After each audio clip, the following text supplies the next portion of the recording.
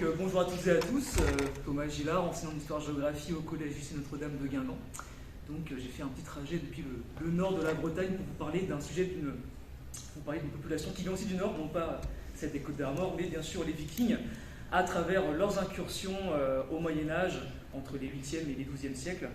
Et notre objectif ce soir, c'est de comprendre un petit peu comment ces Vikings, ou ces Normands de façon générale, mais surtout à travers la figure du Viking, ont pu aujourd'hui bénéficier d'un mythe qui est parvenu jusqu'à nous et qui a complètement changé nos représentations sur les peuples du Nord et qui ont laissé aussi un véritable traumatisme aux populations d'Occident chrétien d'Europe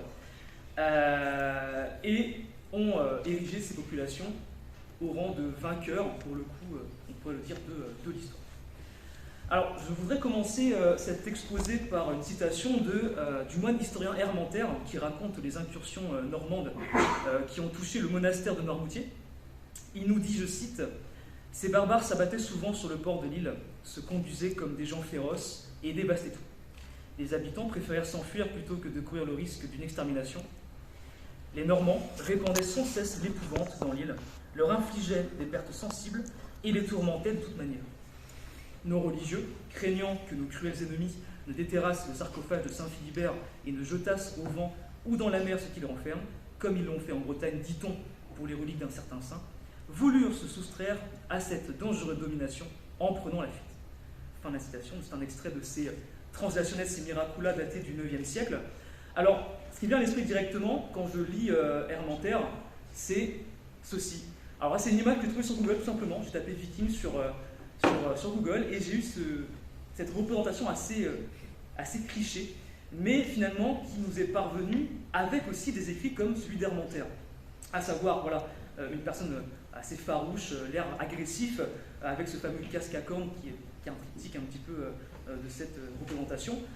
Mais globalement, voilà, c'est vraiment un personnage qu'on n'a pas trop envie de côtoyer, qui est dépeint ici, et que dépeint Hermantère pour le coup. Alors, Hermantère nous parle des Normands, mais ce qu'on a derrière moi ici, c'est l'élément des Vikings.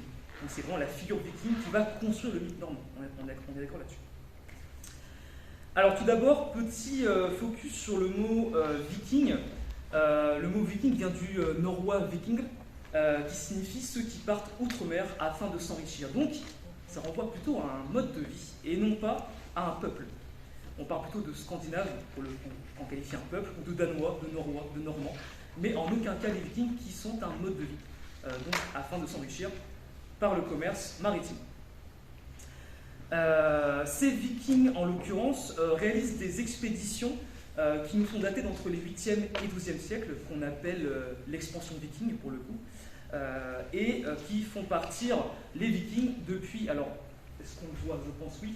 Donc dans la partie bleu foncé, donc c'est le départ des expéditions. Donc globalement, vu ça correspond aux 2/3 sud de l'actuel royaume de Norvège et de Suède, ainsi qu'au Jutland, qu'on appelle aussi le Danemark, qui ont fait partir de nombreuses flottes vikings en direction de l'Europe. Ces nombreuses expéditions nous sont parvenues par des sources, et je pense qu'il est important de le préciser, puisque les sources sont très peu nombreuses. C'est le gros problème de la recherche actuelle pour les études normandes en histoire, puisque globalement on a deux types de sources. Les sources issues de moines comme Hermantère par exemple, ou encore de témoins de pratiques funéraires par exemple, qui nous rapportent leurs témoignages sur ce qu'ils ont pu voir de ces populations venues du Nord. Mais globalement, ça reste que des sources européennes et très peu de sources vikings ou normandes pour le coup qui n'écrivaient pas trop. C'était vraiment dans la tradition orale pour le coup, donc ça s'est perdu au fil du temps. On a des sources secondaires également qui, jusqu'au 19e siècle, sont vachement inspirées des historiens, ce qu'on appelle les sagas notamment, j'y reviendrai plus tard. Mais les sagas, on s'est vite rendu compte que, en fait, elles étaient certes très détaillées, mais surtout très romancées. Et le problème, c'est que oui, on a beaucoup de matière, mais entre tirer le réel du vrai, c'est toujours un travail qui est difficile en histoire. Alors, les territoires qui vont nous intéresser aujourd'hui, donc dans le format que l'on a, ça va être assez compliqué de voir vraiment un peu tous les territoires qu'ils ont conquis ou qu'ils ont du moins traumatisés. On va surtout s'intéresser aux royaumes anglo-saxons orientaux, notamment Northumbrie, Mercie, Wessex et aussi Est-Anglie, et aussi une partie des côtes de la France actuelle, de la France atlantique. Donc, je finirai par dire par la problématique, qu'est-ce qu'on va essayer de comprendre, eh bien, c'est comment ça se fait avec si peu de sources, comment on a pu avoir une image des Vikings aussi victorieux, aussi téméraire, aussi presque horrifique, vous allez le voir. Eh bien, tout ça, on va le voir dès à présent. Donc, dans un exposé que je vais dérouler en 3 parties. Dans un premier temps, on va s'intéresser un petit peu aux raisons pourquoi les Vikings partent et quelles sont un peu l'image qui leur renvoie aux premiers chrétiens qui les abordent. Dans un deuxième temps, on verra comment se construit progressivement ce mythe viking. Et enfin, nous parlerons a posteriori de l'expansion viking, donc entre les 12e et plus tard, enfin 12e, 14e et plus tard, comment le mythe va être transmis notamment par rapport aux sagas. Alors tout d'abord, première partie sur les motivations. Qu'est-ce qui motive ces Vikings à quitter leur terre? Eh bien, plusieurs raisons. Tout d'abord, on a le climat, le contexte climatique qui n'est pas forcément très évident, vous le savez comme moi, très froid, qui empêche un développement démographique assez serein par des cultures qui, pour le coup, sont assez très limitées. Sachant qu'en plus de cela, les Vikings et les Normands, de manière générale, vivent principalement dans les régions côtières, pour le coup, de la Scandinavie et du Danemark. Donc, ça posait un problème de place, mais aussi comment nourrir les hommes. Autre élément, il semblerait, d'après les sources, qu'il y aurait eu aussi des transformations politiques très profondes à l'époque, avec des rois qu'on appelle konungl et des ducs jarls, qui auraient imposé petit à petit leur autorité à des communautés paysannes. Et de leur volonté de s'imposer, ils ont fait émerger ce qu'on appelle des emporia, donc des comptoirs commerciaux. Alors on voit en haut ici, il y a le comptoir de Birka et de Helge qui sont les plus importants dans le monde scandinave. Et pour celui de Birka, j'ai un exemple, voilà. C'est une maquette que j'ai repris du port de Birka, donc avec un village qui est vraiment exclusivement tourné vers la mer. On comprend bien ici la volonté de vouloir échanger avec les populations européennes. Aussi, ce n'est pas un hasard si, à ce moment-là, la construction navale va aussi beaucoup se développer, notamment ce qu'on appelle les dracars, je reviendrai plus. Donc, s'enrichir par tous les moyens, c'est bien leur leitmotiv. Alors, s'enrichir de quelle façon, me direz-vous? Plusieurs façons. La plus connue, c'est notamment la piraterie, mais aussi, plus largement, les raids vikings, qui ont sévi énormément en Europe occidentale. Après, il faut aussi se rendre compte que les Vikings ne sont pas que des êtres assoiffés de sang. Quand ils avaient la possibilité d'échanger sans faire la guerre, ils le faisaient, du moment qu'ils y gagnaient quelque chose. Donc il ne faut pas avoir ce cliché à chaque fois de Viking qui veut se battre à tout prix. Autre élément, ils peuvent aussi s'emparer de captifs en échange de rançons, et aussi parfois, plutôt que de combattre, de prendre des captifs, ils vont aussi parfois intégrer des armées assez puissantes de grands souverains, comme l'empereur byzantin qui en a recruté plus d'un et qui étaient très très réputés d'ailleurs pour leur courage au combat, pour leur dextérité, pour leur acharnement au combat aussi. Et enfin, beaucoup d'entre eux aussi, donc ça c'est plus vers la fin de l'expansion viking, c'est pas que la guerre ils n'aimaient pas non plus, mais ils étaient tellement menaçants et on avait tellement ce cliché d'eux qui était ultra violent que les autorités locales, en Europe notamment occidentale, essayaient de marcher avec eux, faire des deals en leur fournissant un tribut que les Vikings récupéraient avec joie, vous en doutez bien. Notamment, on a le cas de Nominoé en Bretagne qui lui a fourni ce qu'on appelle le Danegeld aux populations qui venaient de s'introduire depuis Noirmoutier. Donc voilà pour ce qui est des motivations premières, et oui, j'ai oublié de vous montrer. Donc voilà. Donc s'enrichir pour évidemment retrouver ce type d'objets-là, des bijoux notamment, mais il n'y a pas que ça, du bétail, des fourrures et bien d'autres objets. Donc ce qui est intéressant, c'est qu'on voit ici l'influence chrétienne par le petit pendentif en bas. Ça malheureusement, je ne pourrais pas trop le traiter aujourd'hui, mais ça aurait pu être intéressant de comprendre un petit peu les relations avec les chrétiens, comment ça se passait, et les conversions. Bref. Alors, dans ma deuxième sous-partie du Grand 1, je vais ici parler plutôt de ce que les chrétiens ont pu ressentir en voyant l'arrivée de ces vikings. Alors, c'est un sujet qui ne peut pas être omis, l'aspect religieux, fort heureusement, parce que ça rythme le quotidien des chrétiens, mais aussi des populations scandinaves. Et c'est vrai que une population étrangère avec une religion différente, ça fait toujours un peu peur dans le monde chrétien ou même dans d'autres religions. Mais ce qu'on peut dire ici, c'est que ces païens qui viennent du Nord ils sont vus comme un châtiment presque divin. Alors, il est vrai que dans les faits, c'est vrai que les Vikings se sont exclusivement parfois attaqués à des monastères, à des abbayes, voire des couvents, des églises. Donc c'est vrai que les clercs en général se sont sentis menacés, voire étant des cibles privilégiées de ces incursions vikings. On a même des chroniques normandes qui nous racontent une histoire qui a sorti dans toute l'Europe, que des religieuses, sachant l'arrivée des Vikings, se seraient taillées des visages, coupé le nez, tranché le nez, afin d'éviter tout outrage. Donc ça montre à quel point ils avaient quand même ils étaient très menaçants. Et donc, une autre théorie aussi qui vient des chrétiens, c'est que ces gens du Nord seraient finalement des serviteurs de Satan. On a de nombreuses citations dans les chroniques normandes qui nous font référence à Proles Satanae, les suppôts de Satan, ou encore les serviteurs du mauvais, les ennemis de Dieu. Donc, on pourrait en conclure, c'est ce que la recherche trouve en ce moment, c'est que les Vikings sont perçus par les chrétiens comme une punition divine. Les chrétiens ont dû faire quelque chose de mal, Dieu intervient en envoyant ces barbares qui sèment le chaos.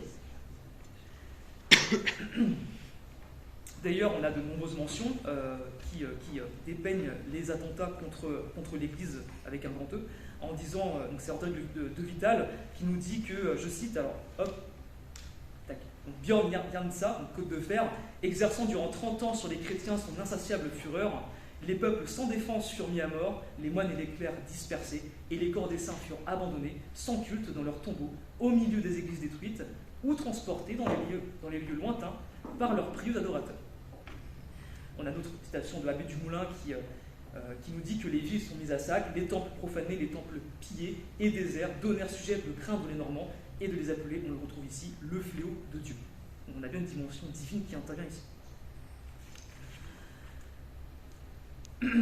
Donc, alors, c'est vrai que je n'ai pas fait le lien, mais il faut aussi mettre en lien, si on parle de l'aspect religieux, aux croyances vikings également. Ce qui est intéressant, c'est que au moment des faits, donc, les contemporains nous disent bien que pour eux, les Vikings, ils n'ont pas de religion. On ne peut même pas appeler ça des coutumes. Pour eux, les êtres, on pourrait dire divins, vivent dans la nature, vivent auprès des hommes, et ils doivent les côtoyer, ils doivent faire avec, sans pour autant les adorer, mais ils doivent faire avec eux. Alors justement, on a retrouvé énormément de pendentifs et d'objets liés aux divinités, donc le marteau de Thor, Odin qui tenant sa lance, Freya qui est pourtant une déesse associée notamment à la beauté mais aussi à la sexualité, a aussi un attribut guerrière, ce qui nous montre aussi que d'un aspect religieux, les Vikings sont, je dirais presque, entre guillemets, grosses guillemets d'ailleurs, prédisposés à avoir un comportement ou des codes sociaux qui se rapprochent de l'honneur, de la guerre. Pour le coup, mourir en combat, c'est un honneur, c'est même presque un aboutissement pour les Vikings, parce qu'à la clé, il y a quoi? Il y a le fait de pouvoir boire et manger à sa faim et à sa soif avec les dieux, avec Odin au Valhalla. Donc, il faut aussi prendre en compte cette dimension-là, qui rajoute encore une fois du poids dans le mythe normand et donc le mythe viking. Alors, qu'en est-il désormais, après avoir vu tout ça, de la construction du mythe normand? Eh bien, tout d'abord, cette construction du mythe normand, elle intervient sur des descriptions, sur des profils types que les moines, le clergé de façon générale dépeint. Alors, Denis Pyramus, lui, s'est aventuré à réaliser quelques descriptions, les plus divertissantes, des descriptions physiques, en nous disant, je cite, « Une race hideuse et grande qui avait allure fort horrible, les uns ont le crâne rasé tout entier, hors un toupet devant le front, et les autres ont la tête rasée tout entière, sauf un toupet par derrière. » Donc on pourrait se dire, ouais, ces descriptions-là sont plutôt physiques, et bien au contraire, c'est presque c'est une des seules sources où on peut voir des descriptions physiques, puisque d'autres de ses homologues, eux, dépeignent plutôt un caractère, un type moral, qui est d'ailleurs tourné en dérision, en pathétique, par notamment beaucoup de ses compères, comme c'est le cas de Hilding Kjellman, qui nous dit Losbrok l'envieux, donc pour le cas de Ragnar Losbrok, qui est aussi une légende du monde scandinave. Il nous dit sur lui que Losbrok l'envieux, qui fut fort riche de grande finesse, mais était trop félon voisin, car faux était envers son prochain, et très cruel vis-à-vis des parents éloignés, goupine rusée envers ses parents, et ennemi de tout le monde. Donc plus tard, il revient sur l'étymologie de son nom, mais ça ne nous intéresse pas. Il enchaîne sur ce Losbrok et ses 3 fils furent taillis de tout le monde, car proscrits étaient en mer, jamais ne se lassèrent de voler, toujours vécurent de rapine, ni utère ni contrée, voisine, près d'eux ou avec ses larrons, ils n'eussent fait une invasion. S'enrichir tant de cela, qu'ils avaient grande compagnie, quand ils circulaient avec leurs navires, détruisirent maint pays, maint peuple détruit, et aussi aucune contrée proche de la mer ne put se garder d'eux. Donc il est assez aisé ici de dresser un portrait moral, donc traîtrise, cruauté, même aussi invulnérabilité et violence, évidemment. C'est donc voilà, un type moral qui nous est décrit ici, plus qu'un homme vivant que l'on nous donne à voir. Pierre Bouet, notamment, le faisait remarquer aussi. Après, il faut aussi nuancer, parce que à l'époque, aucune personne ne s'est réellement intéressée à qui sont ces vikings. Quelles sont leurs coutumes, quelles sont leurs croyances, quels sont leurs modes de vie, leurs mœurs. Personne ne s'était intéressé à ça, ce qui a aussi forgé, continue à forger et à endurcir le mythe viking. Parce que d'office, dès que le mythe viking naît, c'est plutôt le mystère viking qui va naître. On ne sait rien d'eux. Et le fait qu'on n'ait pas de connaissances sur eux, ça augmente cette peur dans l'Europe occidentale chrétienne. Alors, je vais passer dorénavant sur les modes opératoires des Vikings. Je vais prendre quelques exemples, notamment celui du sac de Nantes en 843, puisque les modes opératoires des Vikings participent à leur élaboration d'un profil de guerrier, profil de personnes invincibles. D'ailleurs, les tactiques militaires vikings reposent sur plusieurs principes qui ont pu déstabiliser à maintes reprises leurs ennemis et qui ont participé, comme je vous disais, à l'émergence de mythes, comme le souligne d'ailleurs Régis Boyer, qui était spécialiste de la question normande. Pour commencer, on associe souvent les Vikings aux Drakkar. Voilà, donc j'ai pris un exemple de la série Viking avec les voiles déployées et un exemple du bateau d'Osberg qui est conservé au musée des navires vikings d'Oslo. Donc qui finalement, pour on associe Vikings, on associe souvent à leurs Drakkar, à leurs moyens de transport, qui sont conçus assez pour résister aussi aux fortes houles en mer, mais aussi pour être très manœuvrables dans des espaces plus étroits comme dans les fleuves, parce que ce sont des bateaux à voile qu'on peut démonter, qu'on peut déplier, mais aussi on peut utiliser des rames pour mieux manœuvrer dans des espaces plus étroits, comme je vous le disais. Sur ces bateaux, comment procédaient les Vikings? Eh bien, ils s'approchaient sans bruit, de préférence de nuit, une île à l'embouchure d'un grand fleuve, comme c'est le cas de Noirmoutier à l'embouchure de la Loire, où ils savaient devoir rencontrer une richissime abbaye, une ville ouverte ou une localité intéressante sur le plan commercial. Alors, ils débarquaient rapidement de nuit, la rapidité d'ailleurs faisant partie de leur stratégie, de leur principe militaire, et prenaient des chevaux qu'ils avaient embarqués soit auparavant, soit en cours de route, sur un point vulnérable donc, qui n'était pas forcément défendu, ou très bien défendu. Généralement, ils faisaient face à peu de puissance, parce qu'on ne savait pas quand ils arrivaient, donc ils arrivaient à un moment très opportune. Et on rencontrait peu de résistance, et étant donné que personne n'attendait leur arrivée, ils s'accaparaient de tous les biens qu'ils pouvaient. Donc, comme je vous l'ai dit, ça peut être des bijoux essentiellement, ça peut être du bétail ou autre. Enfin, ils finissaient par mettre le feu à leur lieu, dont ils avaient l'habitude. D'ailleurs, il faut savoir que les Vikings sont considérés comme les pires incendiaires de l'Europe, même encore à l'heure actuelle. Il n'y a personne qui les a battus. Et ensuite, après cela, ils remontaient rapidement sur leur monture et repartaient vers leur navire et reprenaient le large. Donc, de ce fait, on conçoit bien la terreur dans laquelle vivaient les populations chrétiennes d'Europe au quotidien. On ne savait pas qu'on y débarquait. On savait, de par les écrits des moines, que c'était horrible, qu'ils n'avaient aucune compassion, on ne pouvait pas traiter avec eux ni négocier, du moins dans le mythe. Donc forcément, c'était vu de façon très péjorative. Alors, je vais prendre un cas spécifique, donc comme je vous le disais tout à l'heure, c'est l'exemple de Nantes, à savoir que le 24 juin 843, une soixantaine de voiles étrangères apparaissent sur la Loire, donc c'est le jour de la Saint-Jean. Alors ce qui est intéressant, c'est qu'en histoire, on se demande encore si les Vikings ne savaient pas que les chrétiens fêtaient la Saint-Jean ce jour-là. Et ils en auraient profité, sachant qu'ils étaient tous réunis à la cathédrale, pour fondre sur la ville, et enfin encercler la cathédrale, puis faire leur base besogne. Je vais revenir après.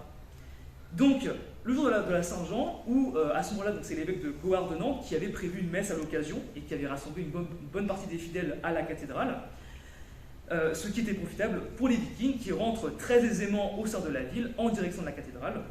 Un bon nombre de fidèles se retrouvent cernés à l'intérieur de l'édifice et les Vikings n'ont plus qu'à réaliser leur sale besogne. L'un d'eux se rapproche de Gohard et le tue, ce qui provoque un énorme émoi au sein de la chrétienté d'Europe, puisque c'est la première fois, donc en 843 précisément, qu'une ville comme Nantes d'ailleurs est attaquée de la sorte, une ville d'importance comme Nantes, mais aussi qu'un représentant comme un évêque est assassiné. Donc évidemment s'ensuit l'assassinat des chrétiens autour de lui et des fidèles qui le suivaient. Donc ce qui a aussi porté l'événement assez haut dans le pouvoir, mais aussi dans le temps pour le coup. Et donc, comme je l'ai mis avant, donc dès 199, donc apparition des premiers vikings à Noirmoutier, comme je vous l'ai dit, ils s'incrustent d'abord à Noirmoutier, puis ensuite ils s'installent, ils mettent leur camp en place et ils entament la remontée donc, de la Loire, qui finit donc par Paris d'ailleurs, mais Paris qui fut un échec, un siège qui a été un échec, mais qui a mis quand même beaucoup de pieds finalement au pouvoir royal en place. Alors vous allez me dire pourquoi Nantes? Pourquoi principalement Nantes et pourquoi pas aller directement à Paris? Eh bien il s'agit il se veut que Nantes est un espace à ce moment-là qui est un peu tiraillé entre la Bretagne et le Mont-Franc. C'est un espace qui est disputé et où autour de grands seigneurs qui d'ailleurs affaiblissent ce pouvoir royal à ce moment-là, notamment ont du mal à avoir une mainmise sur ce territoire. Donc pour eux, territoire qui n'est pas trop bien défendu, on se faufile, on y va. De plus, la topographie fait que l'hivernage est rendu facile, notamment ils ont beaucoup hiverné et mouillé leur navire sur l'actuelle île de Biesse. Donc c'était un lieu parfait pour ça, et ils pouvaient ensuite, aux alentours, vaquer à leurs occupations durant l'hiver. Et comme je vous dis tout à l'heure aussi, ils ont même réussi jusqu'à aller en Bretagne, là où Minoé leur a dit voilà, on va faire un marché, on va vous payer un tribut, le Dagonel, en échange de quoi vous allez autre part. C'est ce qu'ils ont fait, ils étaient contents d'avoir leur butin. Mais globalement, ce qu'on peut en retirer, c'est que ça reste un traumatisme important.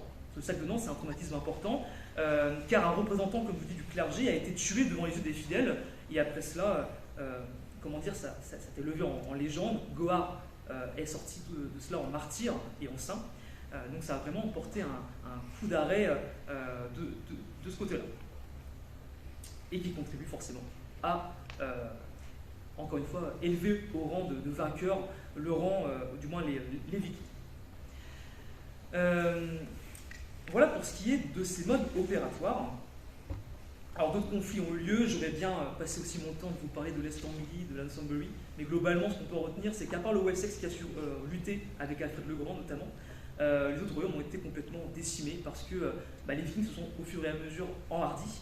Ils ont ramené dans leur camp d'autres Scandinaves qui sont arrivés entre-temps, des Irlandais également, des populations de Frise aussi, ce qui fait que l'armée païenne qu'ils évoquaient a pu fondre très facilement sur l'East Anglie, la Northumberland et la Mercie.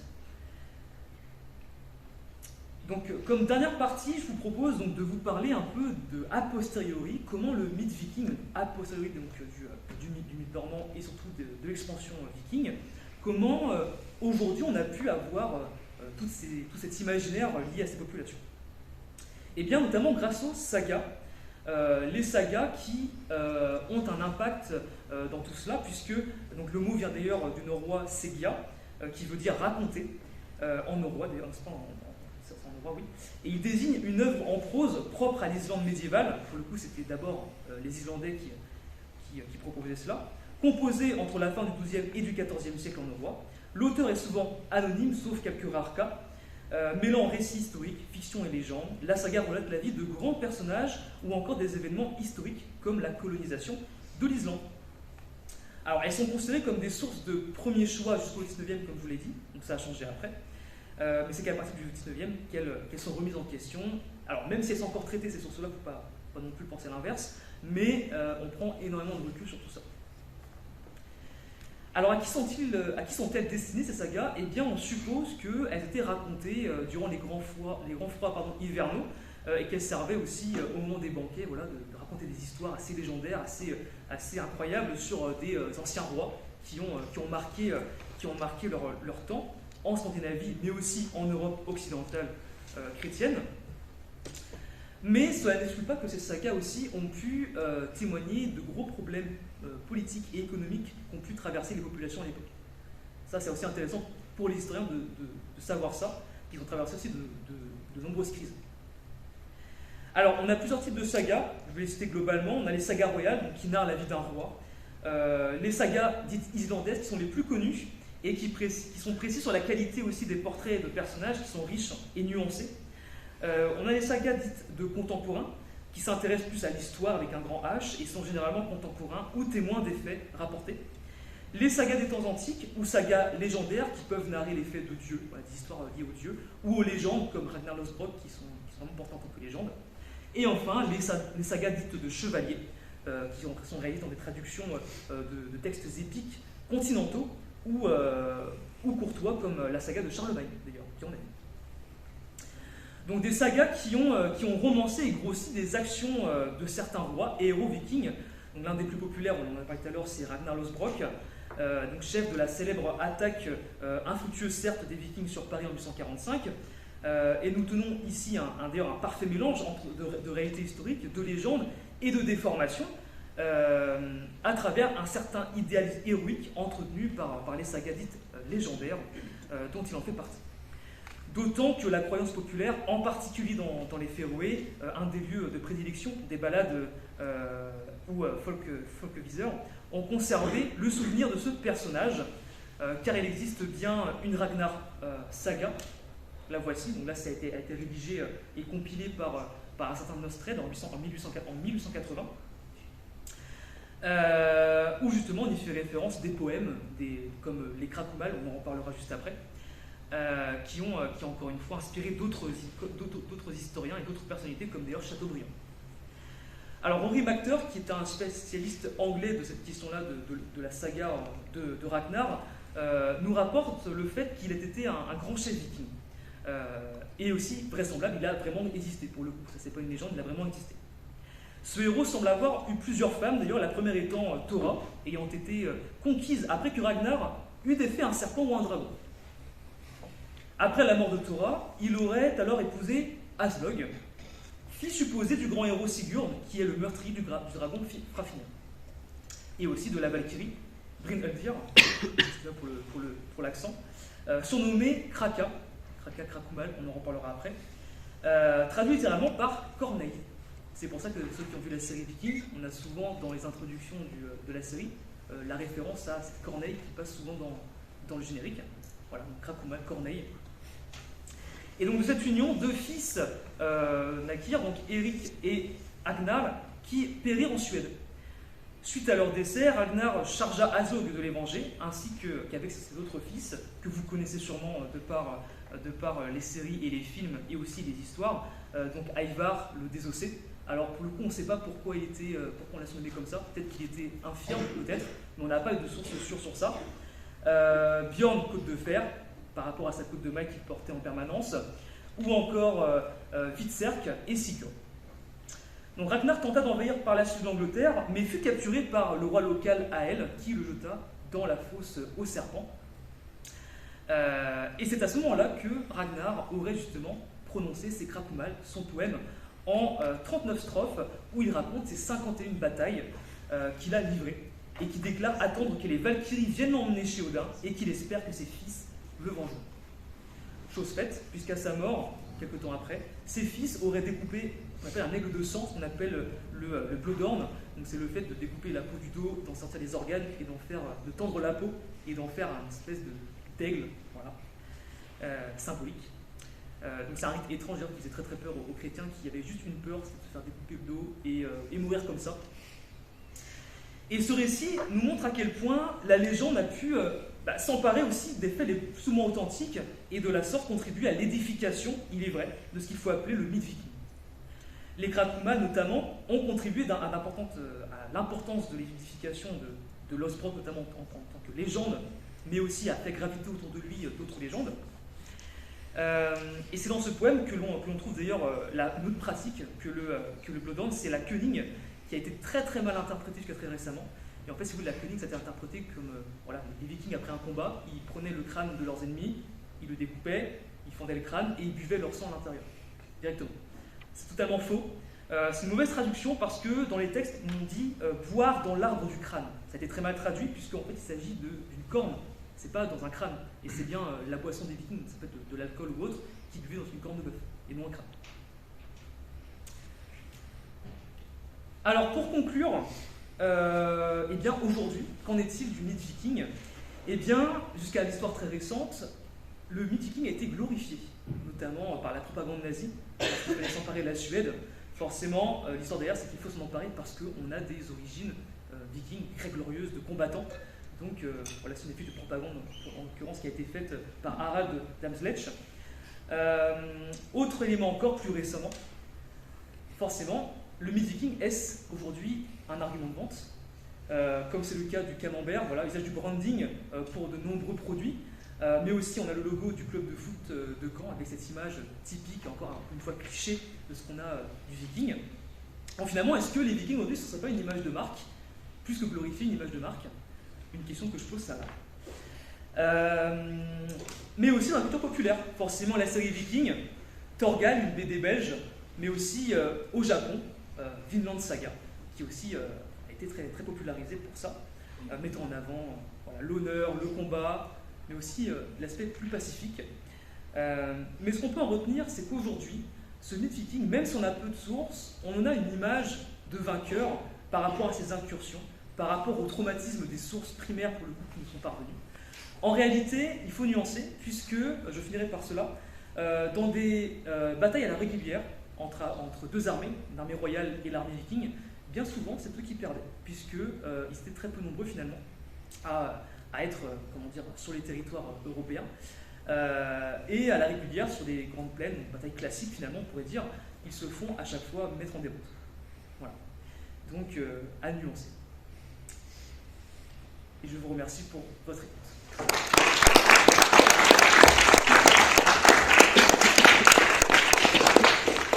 Donc, voici ma bibliographie, donc principalement qui a aidé de la revue Histoire, qui fournit de bonnes informations, mais aussi un des pionniers de la recherche, Régis Boyer, donc, qui pour lui est une référence dans le milieu, Pierre Baudouin également, mais je tiens aussi à remercier, on n'est pas là, mais Michael Bonneau qui a fait un merveilleux mémoire sur l'archéologie viking en Bretagne et en Normandie. Donc j'ai pu notamment dégrossir énormément de choses avec les sources qu'il avait pu récupérer et qu'il a pu compiler, d'où le fait que j'ai pu aussi mieux comprendre cet aspect de sources primaires, sources secondaires qui était assez difficile à trouver. Donc, voilà. Et merci évidemment à Yoann Baucher, sans qui tout cela ne serait pas possible, ainsi que tous les organisateurs et organisatrices de cet événement. Merci à tous.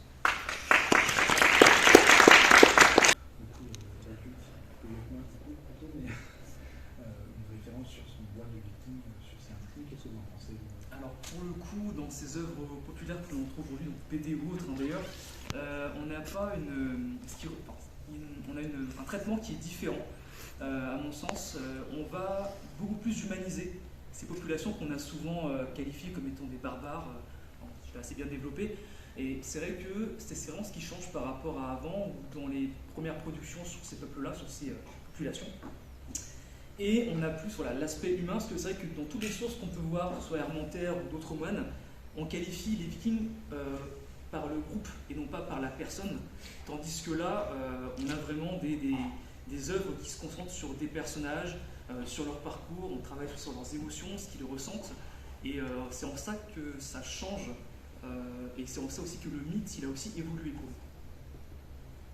Oui. On le qualifierait plus comme des pirates, c'est ça maintenant? Ou c'est Alors, un peu comment... c'est vrai que la forme la plus connue des incursions vikings, c'est la piraterie. Et en fait, la piraterie, c'est dans les premières formes d'incursion. Entre les 8e et 10e siècles notamment, les vikings sont connus pour la piraterie, pour les raids, et ce n'est que plus tard, lorsqu'ils sont bien ancrés dans les terres, qu'ils vont là ils vont moins utiliser leurs navires, moins utiliser les dracars, mais c'est vrai que c'est la forme la plus connue. Oui. Et est-ce que l'image des Vikings par les Normands eux-mêmes, elle est positive ou elle est négative? C'est-à-dire que pour les chrétiens, voilà, c'est des monstres faits de sang, mais est-ce qu'ils sont vus comme des parias, ceux qui osent s'aventurer comme ça au-delà des mers comme mercenaires, ou est-ce que c'est au contraire valorisé? Non, au contraire, ils sont même d'ailleurs valorisés, puisque c'est eux qui enclenchent le mouvement d'expansion des incursions, et qui sont les premiers à arriver dans un monde que personne ne connaît, donc eux ne connaissaient pas non plus pour le coup, et ils sont, je dirais pas glorifiés, mais ils sont plutôt bien vus, parce qu'ils permettent l'installation des premières populations. C'est eux qui permettent également d'avoir des territoires, de parfois tirer des territoires comme avec Nominoé ou comme avec Alfred le Grand pour le coup, qui a dû faire affaire avec eux, et ils sont vus positivement par rapport à ça. Et ils ne sont pas alors ils sont vus positivement aussi par le fait que ce sont des guerriers hors pair malgré tout, et qui sont téméraires, qui ont soif d'aventure. Donc les Vikings là-bas sont plutôt vus de façon, je dirais, positive en soi. Mais toute dernière question du coup, s'il faut, parce que ça c'est une ville qui est chère à tous ceux qui sont passés par l'UBS, Constantinople. Est-ce que les Vikings, quand ils vont se mettre au service du Basileus, le vrai, pas le nôtre, est-ce que c'est aussi une appellation on sait qu'on les appelle les Varegs, est-ce qu'on les appelle aussi, chez eux, les Vikings, ou est-ce que c'est une dimension particulière d'aller se mettre au service comme ça d'un empereur Du point de vue de l'empereur byzantin ? Non, oui, pourquoi pas, mais je pensais surtout du point de vue des Vikings eux-mêmes ou de leur population normande. Disons qu'il faut savoir que les Vikings sont aussi beaucoup et souvent de fois très opportunistes. Dès qu'ils ont moyen de s'enrichir, de toute façon, c'est leur leitmotiv. C'est s'enrichir par tous les moyens, quitte à justement être au service d'autres peuples, d'autres populations. Mais pour le coup, on est plus, je pense, dans le cadre du mercenariat, pour le coup, de la part de ces Vikings qui partent aussi loin et qui finalement s'éloignent même du concept de Viking. Pour le coup, ce qu'ils ont trouvé au service de quelqu'un, on n'est plus du tout dans la dimension de partir outre-mer afin de s'enrichir. Certes, ils s'enrichissent, mais personnellement et non pas pour le groupe. C'est ça qui est différent. Après, savoir s'ils sont qualifiés, je sais pas, de déserteurs ou d'apatrides ou que sais-je, pour le coup, j'ai pas l'information, j'ai pas de documents, les sources sont malheureusement trop faibles par rapport à ça. Mais c'est vrai qu'on en parle peu de ces Vikings qui sont expatriés aussi loin. Mais pour le coup, qui ont permis aussi d'avoir des points d'ancrage pour le commerce avec l'Empire byzantin. Mais pour le coup, j'ai pas d'autres sources sur le sujet.